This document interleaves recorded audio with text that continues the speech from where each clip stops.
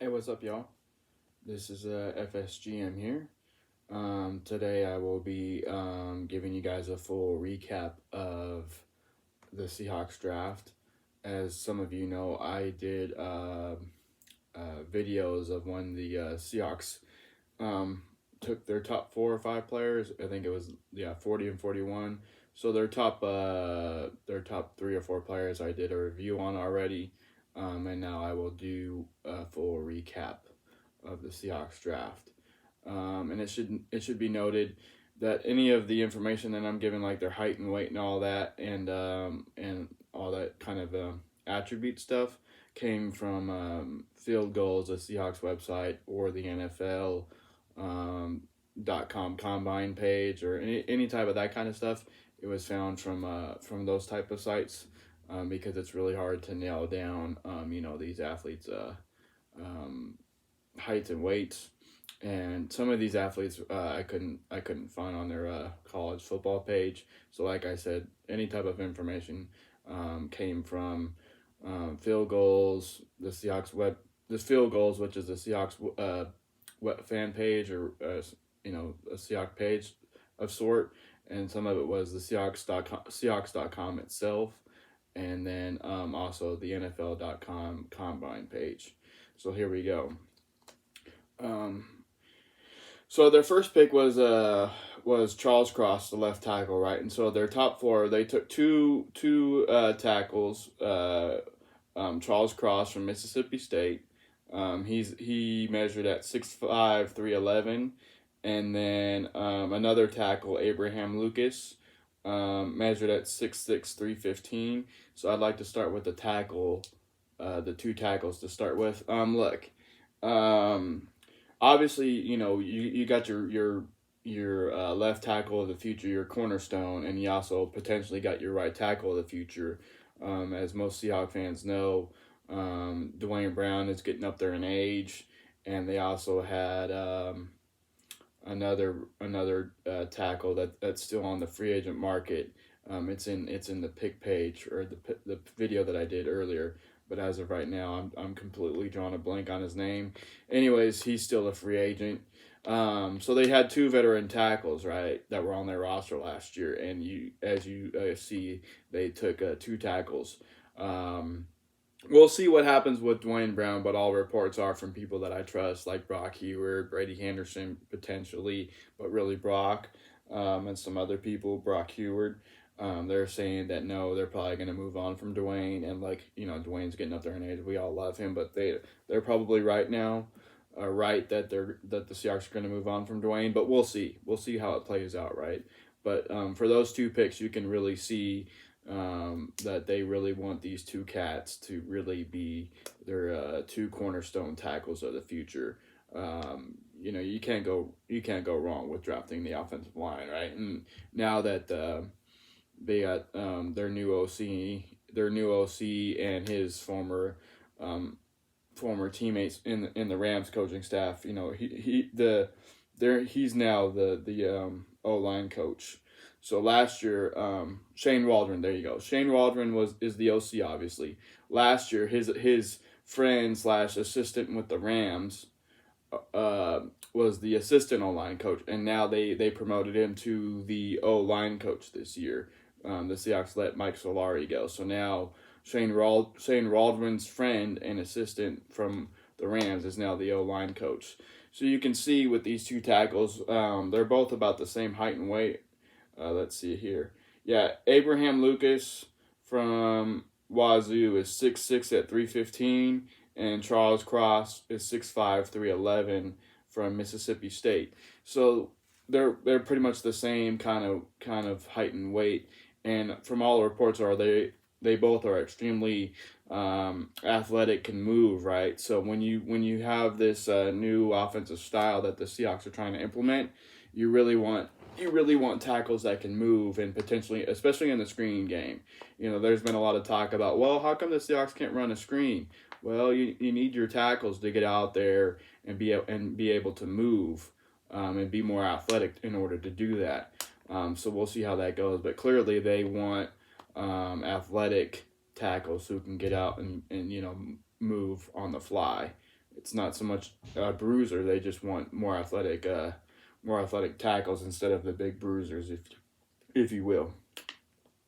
And then let's see, yeah. So they got Boye Mafe from Minnesota with their second pick in the second round. Again, they clarified him as an edge rusher in the NFL Network draft program.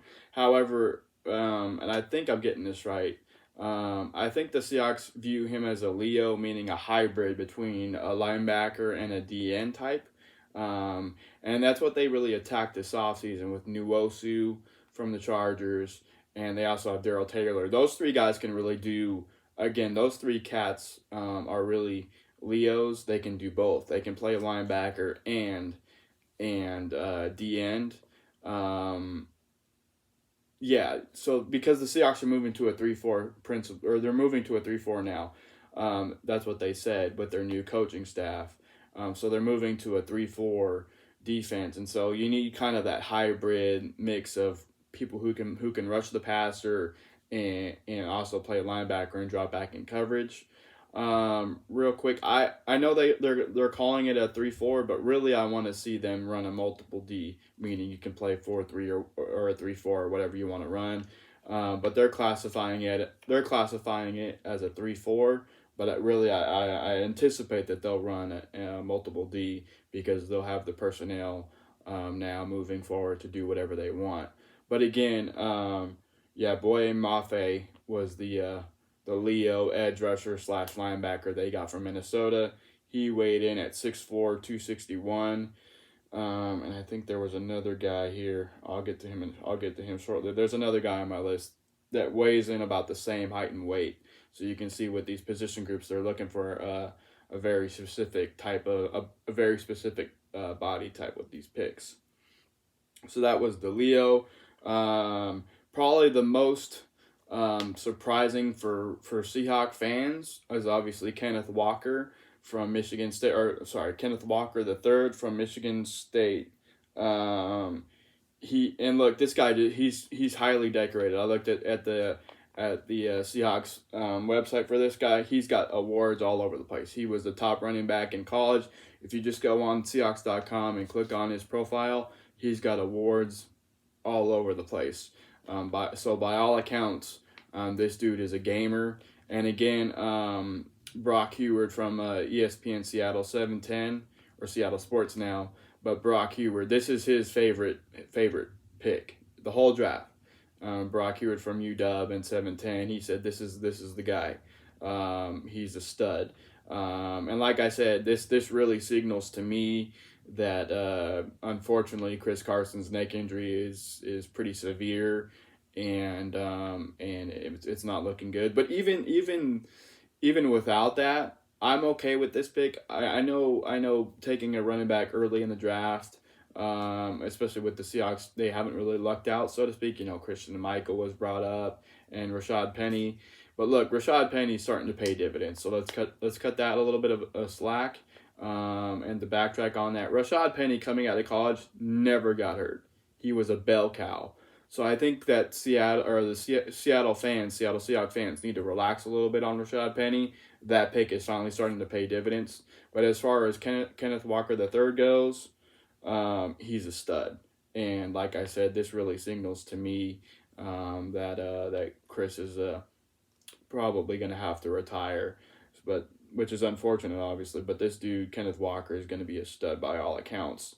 And again, the next pick after that was Abraham Lucas. I went into that already. He's just another hometown kid, real athletic, same body type as Charles Cross.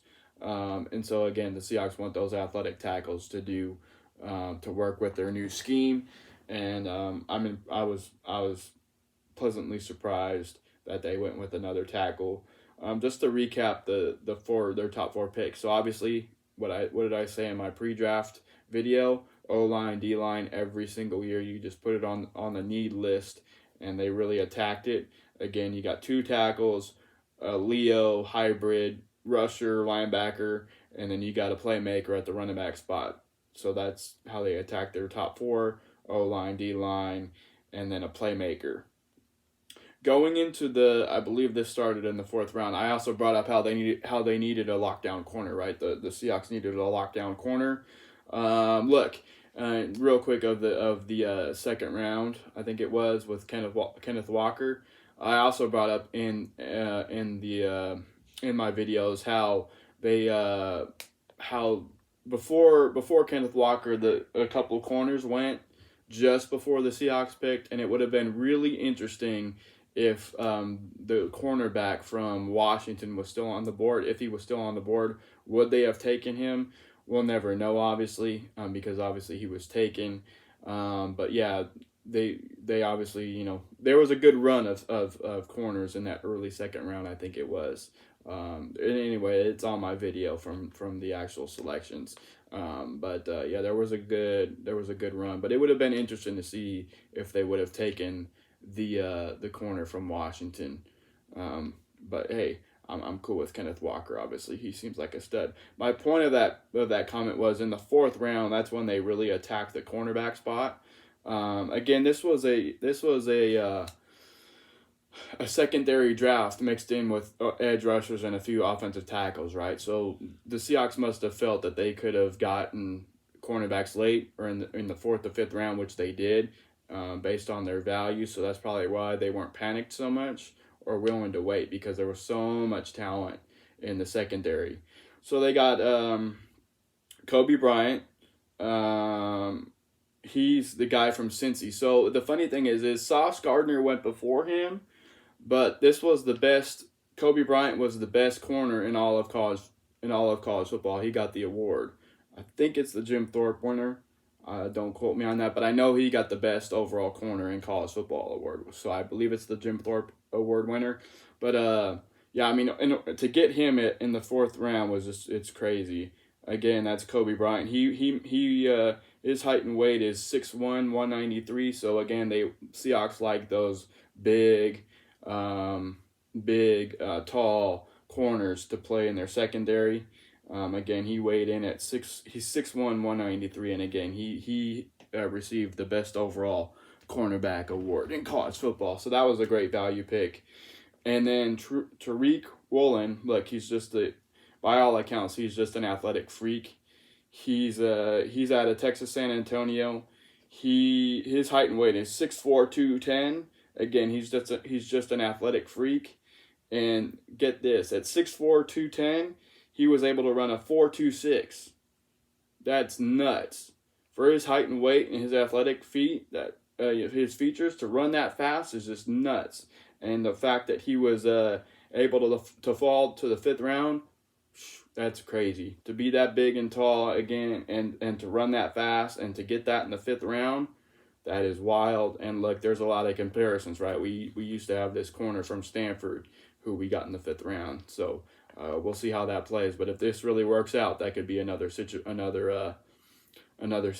But yeah, to get Tariq in the fifth round at that height and weight is just nuts, especially at that speed. And then again, here's the matchup with the DN. It's their next pick after that was Tyreek Smith out of Ohio State. He weighed in at, his height and weight is 6'3", 254, and then Maffei's was 6'4", 261. So let me match up real fast. 6'3", 6'4", 2. Yeah, so they're basically about the same height and weight, a few pounds there and like an inch there. But you can see there's a prototype that they're looking for. Again, Tyreek could probably play the Leo spot. I believe he said he played some linebacker too.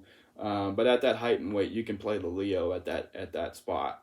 But yeah, again, you can see that they're looking for a prototype with their rushers and linebackers now. Because again, the Seahawks are borderline multiple D now, where they can play whatever set they want. Again, to be repetitive, they classify it as a 3-4. But again, I think they're getting to the point where they're going to run a multiple D, meaning whatever they need to call, a 4-3, a 3-4, whatever they want to call or need at that time, or you can go five corners because of today's football, you can do that. So they're really looking for a body type with the Leo position. And I also brought up in my pre-draft how the Seahawks were really deep at the wide receiver spot, but like anything, you can get the playmakers late, right? Or you can get wide receivers late, and that's exactly what they did to finish off their draft here. Is they got Bo Melton from Rutgers. He's 5'11", 191, and he led the team in pretty much, I believe, most categories. Don't quote me on that, but I know like receiving yards and all that. Anyways, he was their leading receiver at Rutgers, and by all accounts, he was a hell of a player. But he had nobody to give him the ball at the quarterback position. So I love the value, and there are don't think this guy will be, but there are some comps that he reminds some people of Doug Baldwin, so he could be the next Dougie Baldwin. But we'll see. And then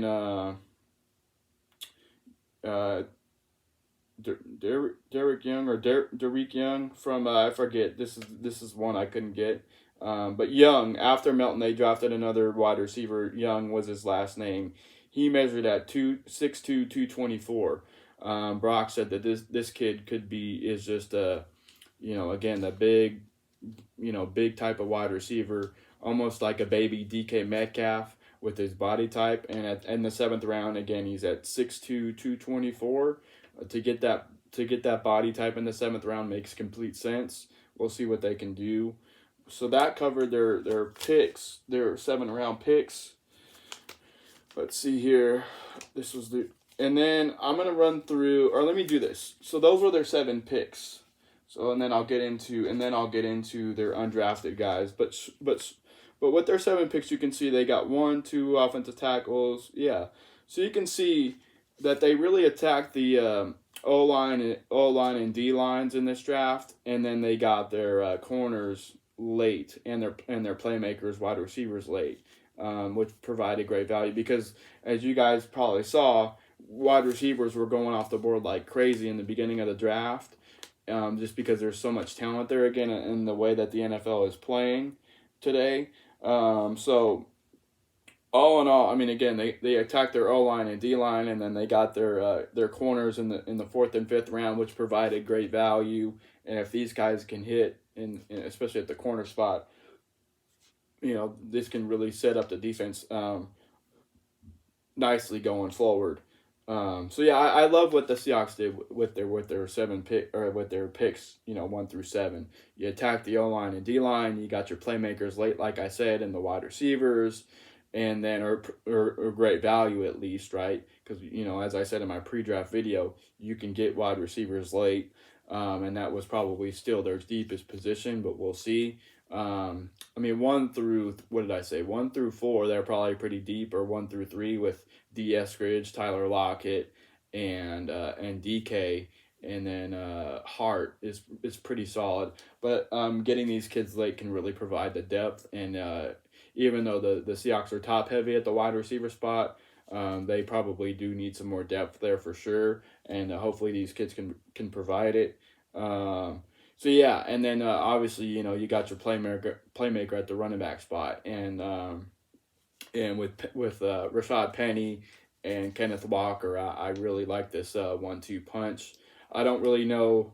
I tried to get more information on Kenneth Walker's height and weight, but I'm thinking that they'll play a little bit of lightning and thunder, kind of old school USC football with what Pete used to do with Reggie Bush and Lindell White. I think that's what they're trying to do, but we'll see. I just love the playmaker that they were able to get at the running back spot in Kenneth Walker. That was a solid pick. So yeah, that covers their 1 through 7. They're undrafted guys. Look, we talked about the quarterback spot, but this wasn't the draft to do it. I was really interested if they would go for Malik Willis in the 2nd round, but obviously that didn't happen. And actually, he dropped all the way to the 80s, I believe. He went to Tennessee, and I think that he dropped all the way to the 80s.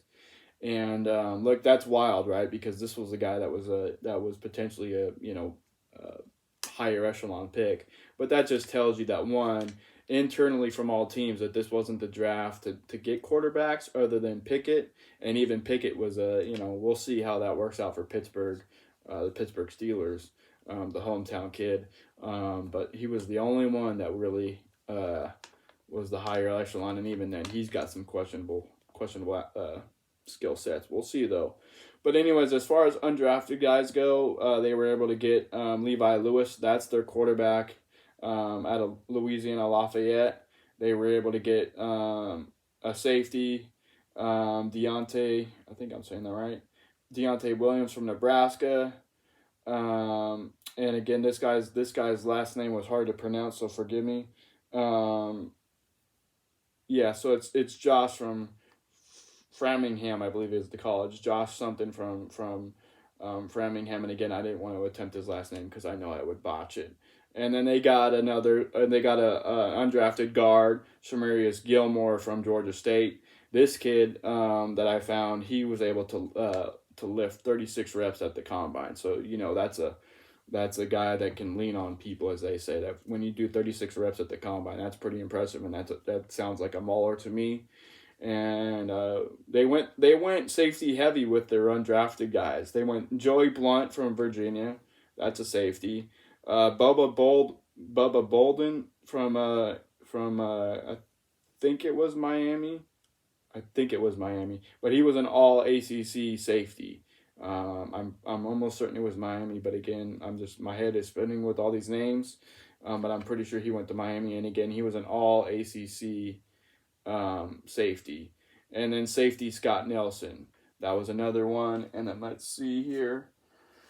And then here we go with another wide receiver.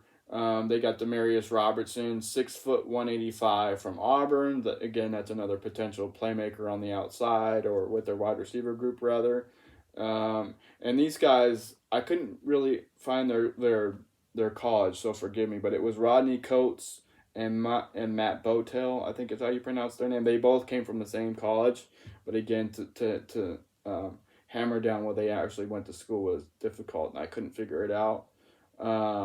They also got cornerback Joshua Valentine from Florida International, and then to finish it off, they were able to get outside linebacker Vi Jones from North Carolina State. Again, if I had to guess, that his body type would fit with the other guys that they have on the roster to really make this 3-4 hybrid defense work. So all in all, getting back to just the overall grand scheme of things, they really attacked their O-line and D-line hybrid, especially, again, the hybrid Leo. They really attacked the hybrid Leo spot on defense, and then they were able to get their 2 young tackles. So that's a check mark for the O-line and D-line, and they got a playmaker at running back, which was a great value. And then, they got their corners in the 4th and 5th round. Which again is another great value, and just their body types and all that was just it totally fits the Seahawks with what they were able to get at the cornerback spot. And then again, and then you get back to more Leo guys. So just overall, you got your playmakers late in the secondary, late in the 4th and 5th round, which made complete sense given the value. And then I love this draft overall. Whatever I said in my pre-draft video, they hammered it. They crushed it. They did everything that they needed to do on paper, right? So let's be clear. This is just my first initial reaction. On paper, they crushed this thing. They did everything they needed to do on paper to really hammer this team. To really elevate this team to the next level, and hopefully it'll work out. Once I see their updated rosters, which will probably be later in the summer, because as you guys know, they don't, or some of you know, the teams don't update their rosters until training camp. But just overall, they crushed this draft. They really did. And I know I mentioned during the 9th pick that it would have been interesting to see how they scouted or how they graded the 3 tackles, right? So with Neal, the kid that went to Carolina, and then Charles Cross himself, by all accounts, from what I've understood from Brady Henderson and some other people in Seattle, they actually had the kid that went to Carolina at their first. That was their top-rated tackle. And then they had Charles Cross at 2, and then Neal at 3. So even though Neal went ahead of Cross, the Seahawks actually had Cross ahead of him. But by all accounts, again, Carolina got the best overall tackle in this draft. And there were some reports or some just, through conversation that that the Seahawks were actually trying to talk to Carolina about trading up to get that tackle. I'm drawing a blank on his name, so forgive me. But the funny thing is, or the unique thing about that is I think it's Scott Fitterer, because there's a couple of yeah, I think it is Scott. So the former assistant with John Schneider is now in Carolina, and so again, it's kind of funny how that works out, right? How, when you move on from an organization and you go somewhere else, you kind of want the same type of body types or same type of players.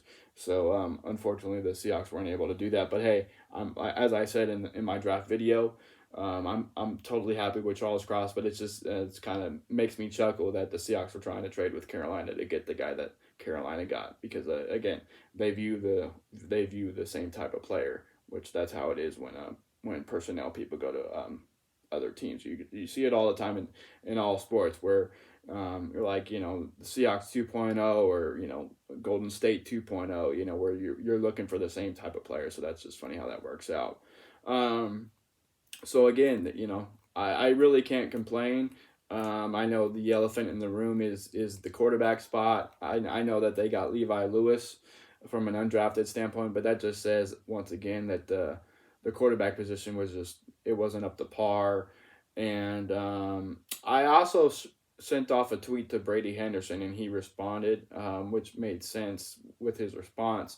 But I brought up, what about Baker Mayfield, because that's kind of the elephant in the room, right? So I said, well, what do you think? Are they gonna do anything by the end of day 3 or something and just get it done, or who knows? Because the Seahawks have some draft capital next year. But he said, and he's right, and I agree with it, and I think I mentioned it before. If not, I'll mention it now. Baker Mayfield's making $19 million for 1 year. I think I have that right. This is his last year, and he's making $19 million. So what Brady Henderson said from ESPN is that the Seahawks don't want to pay that full amount, or what the Browns are asking for in return, plus his salary. They're just not matching up right now. So what I'm gonna do going forward is I'll get off the Baker Mayfield train for, or not.